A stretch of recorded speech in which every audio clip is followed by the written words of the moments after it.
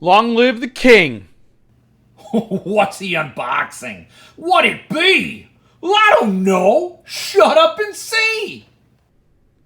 of shadows. Hey, friends, welcome back to my little corner of the world. Today I have a very fun unboxing for you. But they're all fun, aren't they? They're all very fun. They go from moderately fun to extremely fun.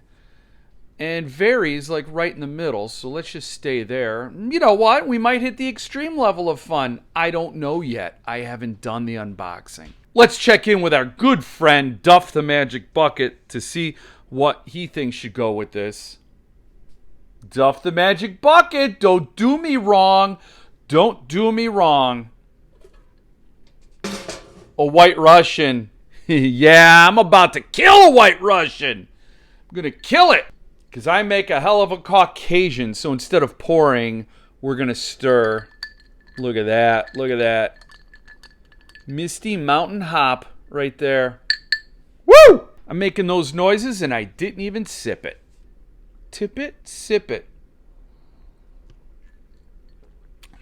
Yes, that's Kirkland vodka, Kahlua, and then Costco half and half. Delicious.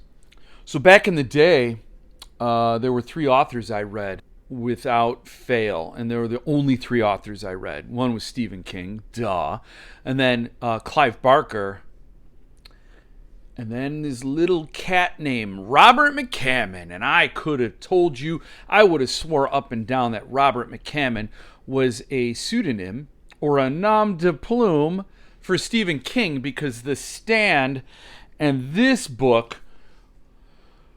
were twins, fraternal twins, but twins nonetheless. I thought they were dual ideas born of the same mind. But it turns out that Robert McCammon is his own human being. And I think I've said this before in other unboxings for other McCammon books. But I think it's worth repeating here because I like to repeat the same stories over and over and over and over again, just like Joe Biden. So anyway, I was a big fan. This is actually a first printing. His books did not even see hardcover right away. They all had this sort of title treatment, and they were delicious. And I was always kind of angry that his books did not come out in hardcover, at least initially, or that I saw. Perhaps they did. I never caught them. But I read them. The only one I didn't really care for was Stinger. It was a DNF. I'd like to revisit it. But Swan Song, Boy's Life, Gone South, these were such great reads. I loved them all. And then I adored Wolf's Hour. I actually read Wolf's Hour as one of the books where the dust jacket was ripped off, torn off, and sent back to the publisher as an unsold copy. And I read that one because I was a stock boy at Woolworth. Shh, don't tell my bosses. But I took that book out of the discard pile because that's what they did. If they didn't sell a book, they just tore the cover off of the paperbacks and sent them back to the publisher. I don't know what deal it was. I don't know what they had worked out. But you weren't supposed to read or sell those paperbacks with the cover ripped off. But I took it home because I was a stock boy and I read that book. Oh, Wolf's Hour is it's such an excellent. And you know what? It's like it's a White Russian because the character's a Russian. Mikhail. He's a werewolf. World War II werewolf. Werewolf? Their wolf.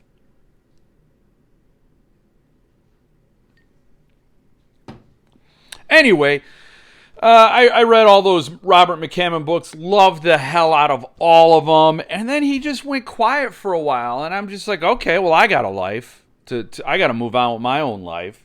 So I did. And And then a fun thing happened in 2003. He pops back up. What's the guy gonna do? He came out with Speaks the Nightbird, Volume 1 and Volume 2. This is Matthew Corbett, right? Historical fiction, witches, intrigue, sort of like detective stuff. Do you remember Caleb Carr? He wrote the book The Alienist. It was sort of like historical, detective. Very, very cool. That guy was truly a one-hit wonder. He wrote The Alienist. Then he wrote Angel of Darkness. And then he tried to write other things, and nobody wanted any of it. But Alienist was spectacular. These books, this historical fiction by Robert McCammon, I'm like, where were you at, Bobby? Bobby boy, where were you? We needed you, and you came back for us. And then he just started coming out with all these books. Boom, boom, boom, boom. They start flying everywhere. Speaks the Nightbird. So this was one book split into 2 volumes. Loved them both, and you could tell how I took care of them because I was like an adult when I read these. Apparently, they did have a hardcover treatment. I actually passed on them. I don't know why, but those rights are locked down, whatever, blah, blah, blah. And you know what? It was kind of groovy to stick to the paperback because that's where the guy started with me. And, you know, so did Stephen King, but Stephen King pulled in that money for the publishers, so they gave him the hardcovers, and they said, yeah, we'll market your books. Robert McCammon didn't get that same treatment, so I kind of dug it, you know, kind of the underdog. But also, it's annoying that he didn't get that same sort of love from the publishers. But whatever. I'm not getting into it. So all that said, Robert McCammon went about the Matthew Corbett series, and he kept banging them out. I never read another one of them. And they were bouncing around from Subterranean Press, did some limited hardcovers, Cemetery Dance, did Cardinal Black eventually. And then Lividian Publications snatched up the final or the latest tome in the series, calling itself titled King of Shadows. So there are about 5 books between Speaks the Nightbird and this book that I have not read. And so I got works. Cut out for me. But when Brian James Freeman was giving the limited treatment to a Matthew Corbett, Robert McCammon book, everybody was here for it. And I mean everybody.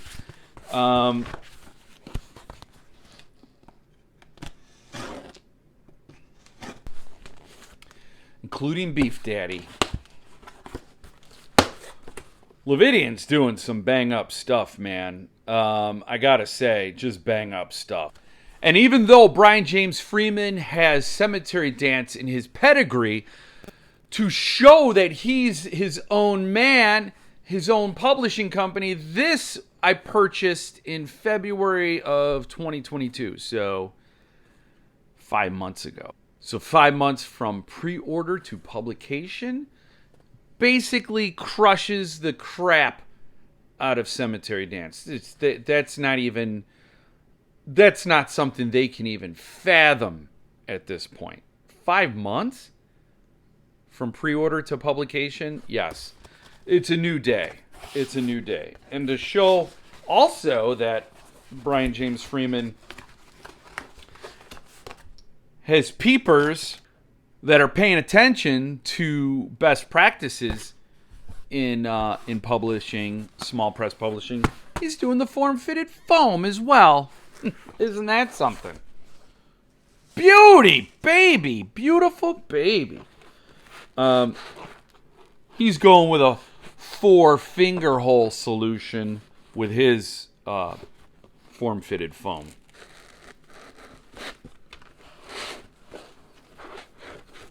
Is what he's doing. King of Shadows. He also is doing his own innovations. Not to say that he's a copycat, but he's, I didn't mean to make that case in case anybody thought that was the case, that he's copying Suntop with form-fitted foam. He's just seeing what's going on, probably what's the best way to ship a book, and he's going with it. So, but he's also innovating because he has a pay model that takes the pre-order up front and you pay when it's ready to ship. That puts the risk back on him. He doesn't get paid till the books are going out the door. And there are some people, I think, would lay their chip down and say, yeah, I want to pre-order that book. No commitment on my end. And then he prints all these books, and then some people might back out or their fortunes change between the pre-order and the publication, which, of course, also incentivizes Lividian to shorten that window from pre-order to publication. So he's taking all the risk, and I think it's paying off. I think collectors love it and are responding in kind. King of Shadows. I did not know Shadows had a king or that they had any sort of government at all. But apparently they do, because here's the King of Shadows. So, cool dust jacket, die cut, peekaboo window on the slipcase. Which, I gotta say, is clever because it protects the book. This will be up against another book on your shelf, so you're not exposing your dust jacket to any UV light. But it also saves him from having to stamp too much on the slipcase. Although I will say it costs money to cut the slipcase, so I don't know if he's saving money or if it, in the end, costs him more. But that's just my ramble. So there it is. Robert McCammon, the King of Shadows, with the die-cut slipcase, letting that art peekaboo out. Is this the King of Shadows himself? I don't know. Ribbon page marker there, so you can see. No bookmark needed with this one. Brian James Freeman was doing the bookmark, but if you have a ribbon page marker, why would you need a bookmark? Of course, shipped beautifully. Nice dust jacket. There's Robert McCammon hamming it up on the back. His artist photo. Being a ham. Does he have something on his nose there? Is that something on his nose? Apparently it is. So let's look at the book with no dust jacket on. Oh, cover the kids' eyes at home because it's about to get blue in here. Well, it's actually red, but look at that. Boom. King of Shadows. Bobby McCammon. I don't know if he wants to be called Bobby. I doubt it. He probably doesn't want to be called Bobby by me. Nice feel. Beautiful book. Great price point. I have copy number 566. So if you see that on eBay, it's a fraud. There's the signature from Robert McCammon. So the art was done by Vincent Chong. Cover and interior artwork. Like thus.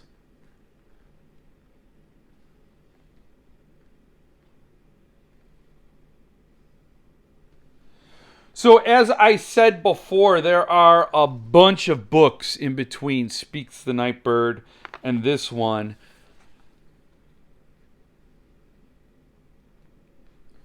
That I have yet to read.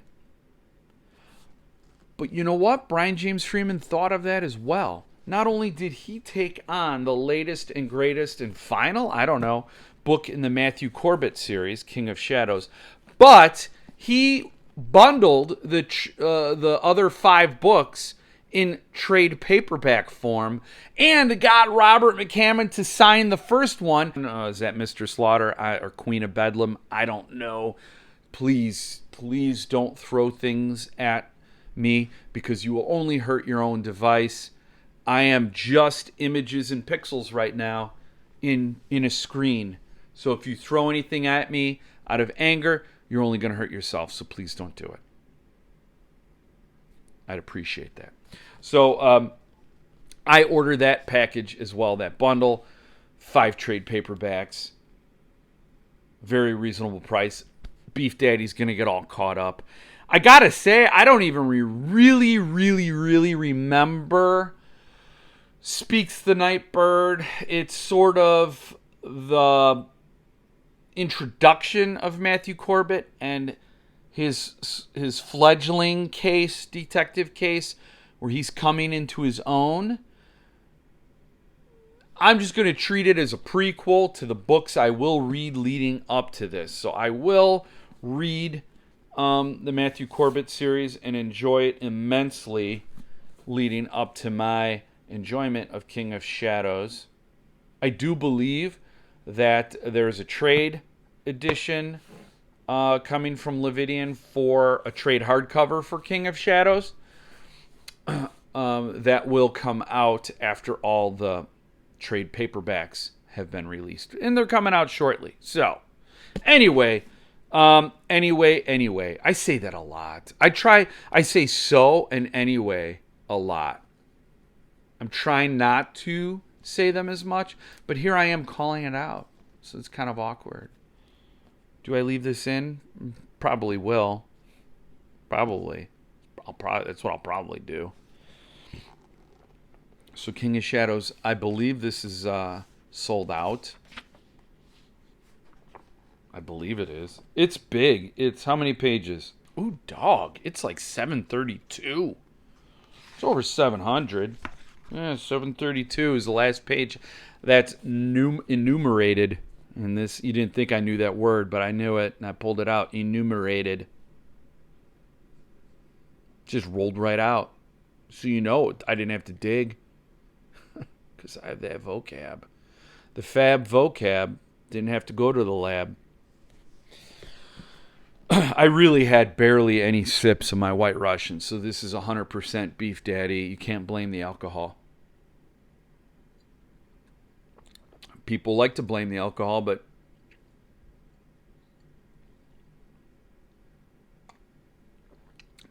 King of Caucasians right there. So, if you're of a mind, get on that Lividian newsletter, you know. Brian James Freeman, one of very few publishers I trust and endorse. I mean, there's a list of 3. The axis of evil, I guess we could call it. Call them 3 publishers that I say no to the go-go. But that's not Lividian. Lividian, Suntup, Earthling, SST, Centipede. Forgive me if I've forgotten any. I mean, yeah, I think that's... I did. Curious King. Yeah. Please pardon me if I've left anybody off that list who deserves to be on it. But you know, if you've watched me any length of time. Beautiful book. I'll take some pictures, share them with you at the end. Very happy to get it. Go get yours. You know, head out, get yours. And don't ask why I'm wearing a knit hat in July. Don't ask. Better off not knowing what lurks beneath. Because I'm lazy. So that's it. I'm going to let you go. Got to cut the grass. Got to do things. Things got to get done. They're not going to do themselves. So be good to each other, and no matter what life throws at you, just take a deep breath. Remember all those great books you've read. Remember all those great books on your TBR. Remember all those cool publishers I just tell you about all the time. Just listen to my voice. Let me be your spirit guide through this wilderness of wonder. Breathe in. Breathe in through your nose. Exhale through your pursed lips. Maintain that lake, the lake inside you. Calm those waters. Stay frosty.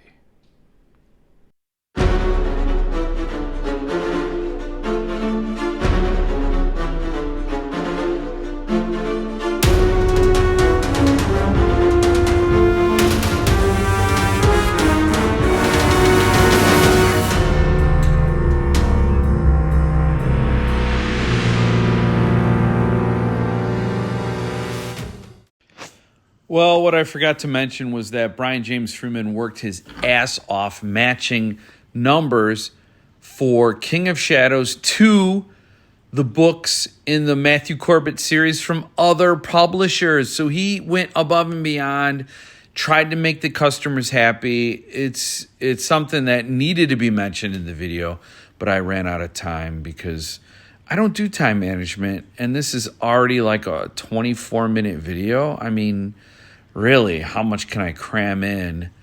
Check out these shorter videos or subscribe to the channel and hope that someday I do a more disciplined approach to videos where they're not crazy.